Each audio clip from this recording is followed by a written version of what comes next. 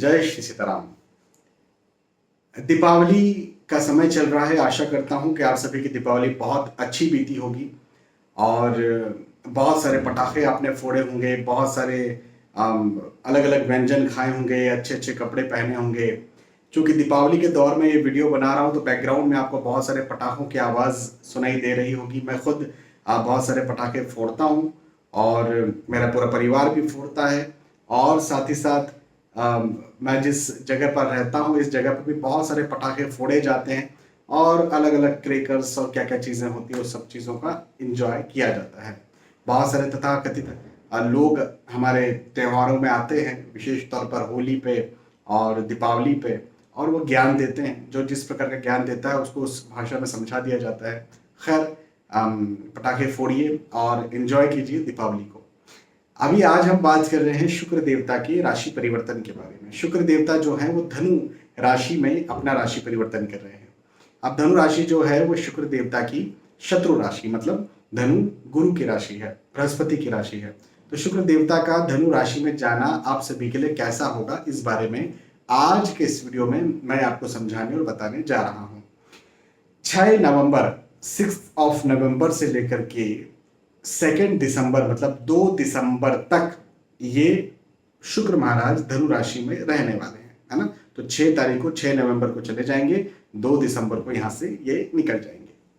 तो 6 नवंबर से लेकर के 2 दिसंबर तक का ये राशिफल है। शुक्र देवता के धनु राशि में गोचर का ये राशिफल है। मेष राशि से लेकर के मीन राशि तक जो भी आपकी राशि है उस राशि के आधार पर मैं आपको समझाने और बताने जा रहा हूं। तो विस्तार से सुनिए और अपनों का भी राशिफल देखिए, अपना भी राशिफल देखिए।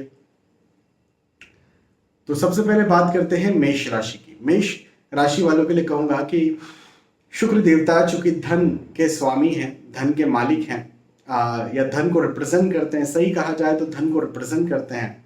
तो ये जो शुक्र देवता हैं ये धन में वृद्धि करवाने के लिए आ रहे हैं मेष राशि वालों के लिए। हाँ जी, मेष राशि वालों के धन में, आय में, इनकम में, पैसों में और ज्यादा वृद्धि होगी। खर्चे ज्यादा होंगे, लेकिन खर्चे पता है कैसे होंगे? अपनी भौतिक सुख सुविधाओं पे आप इन्वेस्ट कर सकते हैं।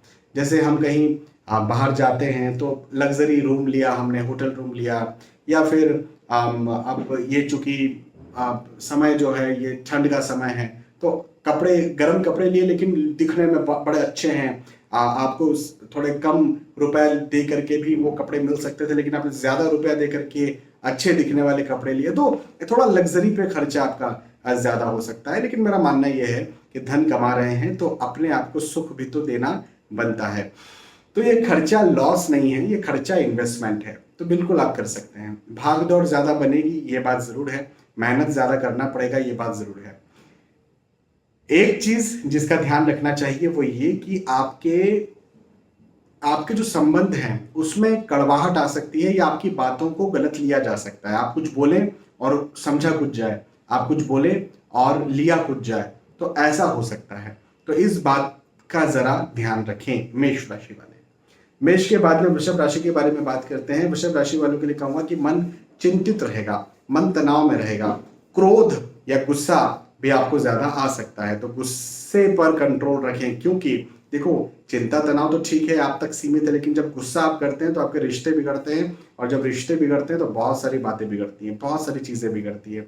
यहाँ तक कि आपको धन का नुकसान भी हो सकता है। भाई आपके बॉस के सामने आपने कुछ बोल दिया, पिताजी, ज्वाइंट बिजनेस है, पिताजी भाई वगैरह के सामने कुछ बोल दिया, तो जहां नहीं कुछ बोलना है वहां बोल दिया और आपके हालात उसके वजह से बिगड़ गए। तो ऐसी स्थितियां कई बार पैदा होती है, इस बात को समझिए। कई बार मेरे पास ऐसे लोग आते हैं कंसल्टेशन लेने के लिए, कहते हैं सर हमें गुस्सा आया और हमने हमारे बॉस को बोला कि जाओ तुम्हारी जॉब रखो, और हमने रिजाइन दे करके आ गए। मैंने कहा बॉस की थोड़ी जॉब थी, बॉस भी किसी के अंडर में काम करे, वो भी किसी का एम्प्लॉय है। तो कहीं ना कहीं हम गुस्से में आकर के ऐसे डिसीजंस ले लेते हैं जो हमें ही तकलीफ देते हैं, क्योंकि परिवार भुगतेगा तो परिवार। तो कई बार हमें डिप्लोमेटिक होना पड़ता है, ये वक्त डिप्लोमेटिक होने का है। हालांकि आप क्रोध ज्यादा करेंगे, लेकिन फिर भी मैं तो ये कहूंगा कि डिप्लोमेटिक होइए, ये आपके लिए ज्यादा जरूरी है।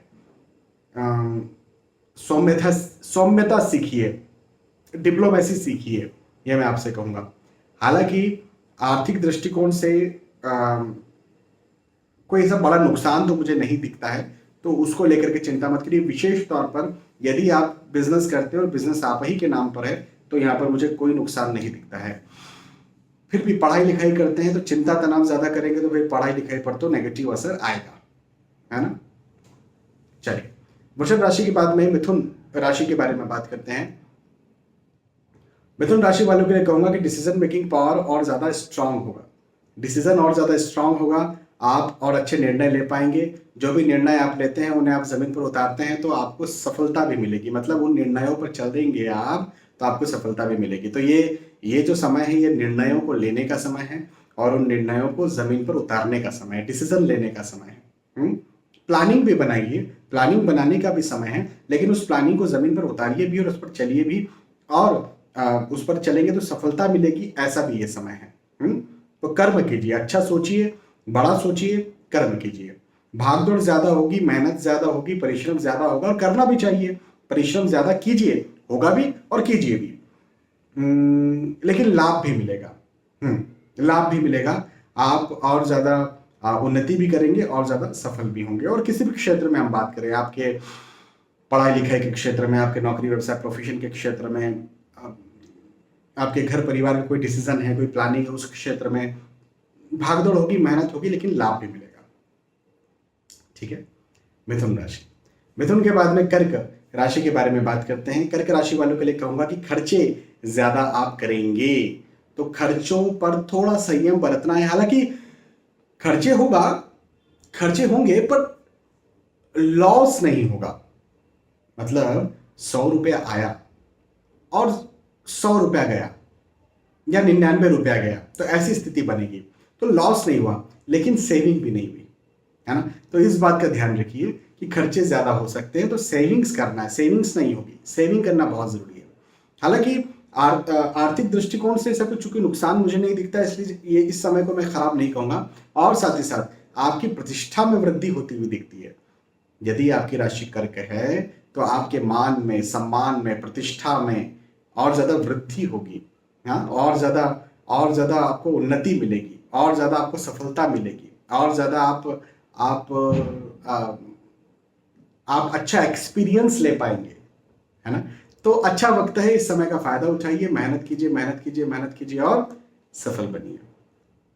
हाँ, एक बात जरूर ध्यान रखिए, शत्रुता पैदा हो सकती है ना। तो आपसे कोई जलने वाले हों या आपको लगता है कि यार यहाँ पर धोखा मिल सकता है, तो वहां पर थोड़ा सा सावधानी बरतें। अपनी गुप्त बातों को या अपनी बहुत इंपॉर्टेंट बातों को शेयर ना करें, ये बात मैं आपसे कहूंगा। कर्क राशि, कर्क के बाद में सिंह राशि के बारे में बात करते हैं। सिंह राशि वालों के लिए कहूंगा कि दिमाग बहुत ज्यादा दौड़ने वाला है, बहुत भागने वाला है।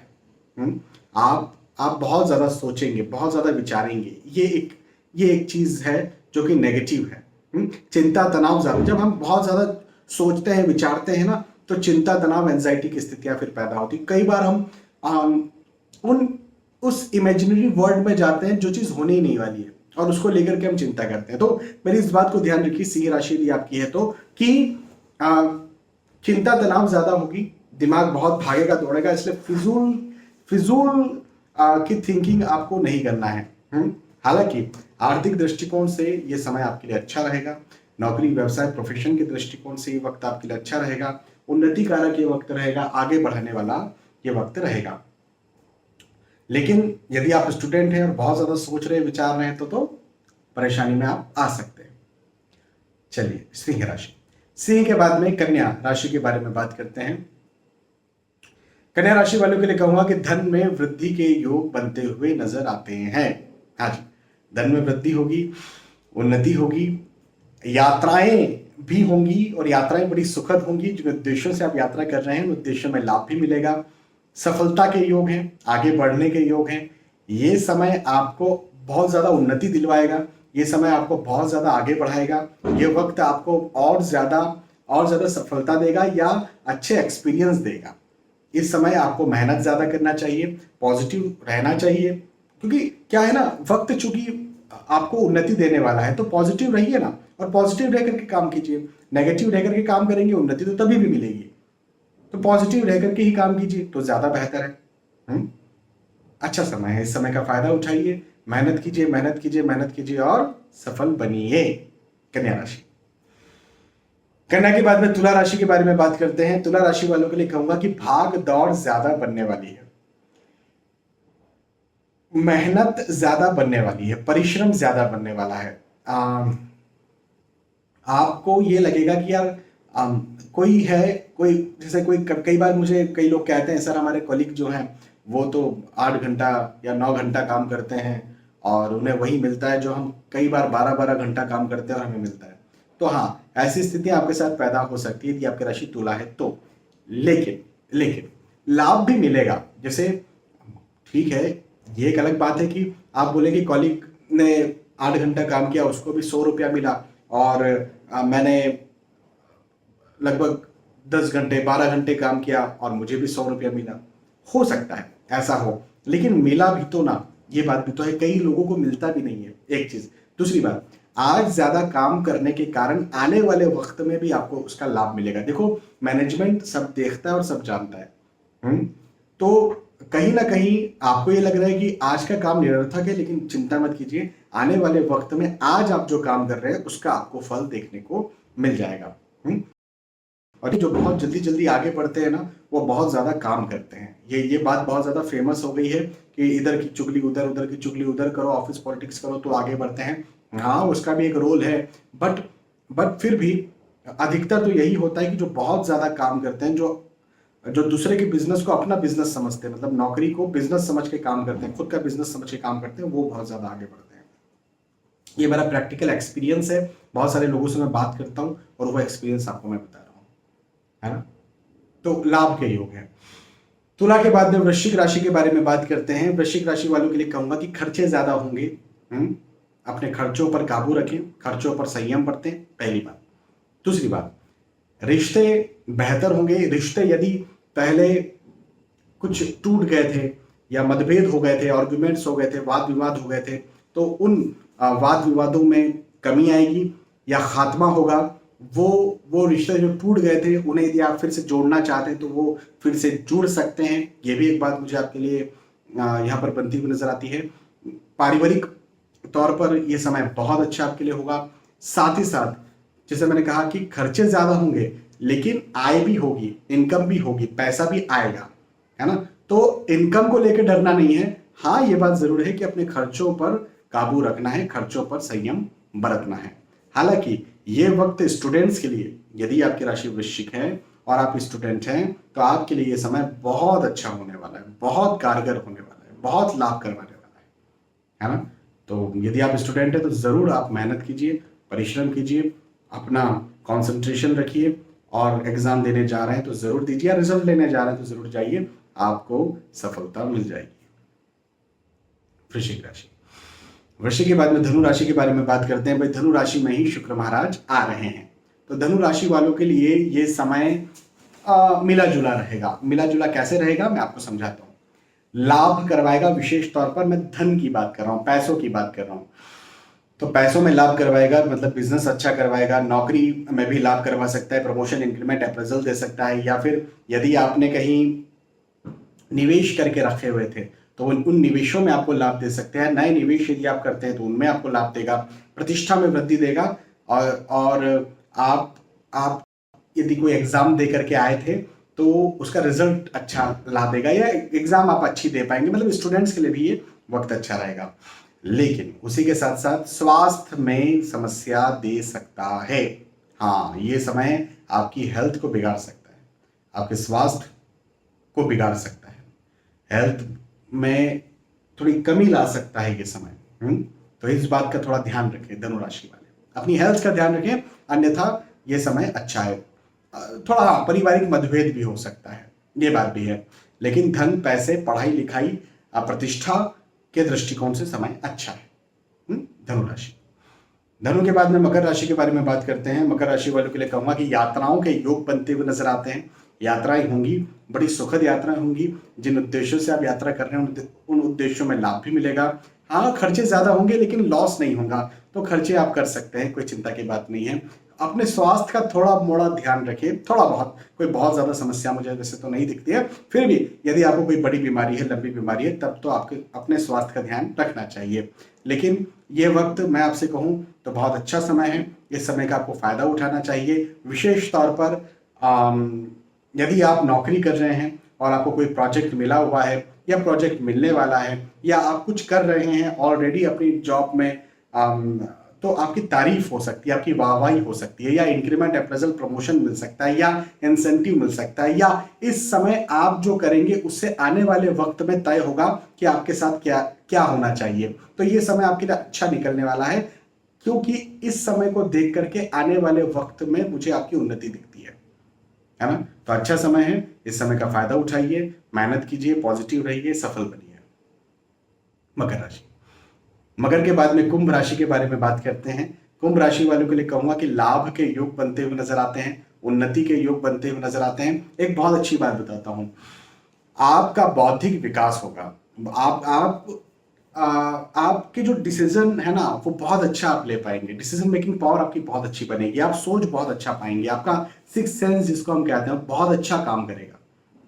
हाँ, तो बड़ा बड़ा अच्छा समय है आपके लिए ये। विशेष तौर पर प्लानिंग के लिए बहुत अच्छा समय है ये, कुछ करने के लिए बहुत अच्छा समय, कुछ नया करने के लिए भी बहुत अच्छा समय, और पुराना कुछ लंबे समय से अटका हुआ था, रुका हुआ था, तो रुकावट भी खत्म होगी, अटका हुआ काम भी अब यहां पर पूरा होगा, और लंबे समय से आप टालम टोल कर रहे हैं तो उस टालम टोल को खत्म करके उस काम को करना शुरू कीजिए, क्योंकि उसमें अब आपकी सफलता भी मुझे दिखती है।